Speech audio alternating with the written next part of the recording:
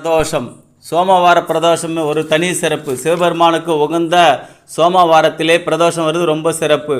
இந்த நாளிலே சிவபெருமானுக்கு சந்திர திசை நடப்பவர்களும் சந்திர புத்தி நடப்பவர்களும் ரிஷபராசிக்காரர்கள், கடகராசிக்காரர்கள், சிம்ம ராசிக்காரர்கள், விருச்சிக ராசிக்காரர்கள், தனுசு ராசிக்காரர்கள் மற்றும் கும்பராசிக்காரர்கள் ஆகியோர்கள் சிவபெருமானுக்கு அபிஷேகத்துக்கு கருப்பஞ்சாறு என்று சொல்லக்கூடிய கரும்புச்சாறு, பால், தயிர் மற்றும் அபிஷேகத்தை வாங்கி கொடுத்து வில்வேலை வாங்கி கொடுத்து சிவபெருமானை மனதார தீபமேற்றி வேண்டிக் கொண்டால் கடன் சுமை தீரும், பித்திருக்கள் சாபம் நீங்கும், செல்வம் சேரும், வீட்டில் சுபகாரியங்கள் தடையின்றி நடைபெறும், வீடு வாங்குதல், கல்வியில் மேன்மை, உத்தியோக தடை அனைத்தும் நீங்கி சகல ஐஸ்வர்யம் நடக்கும்.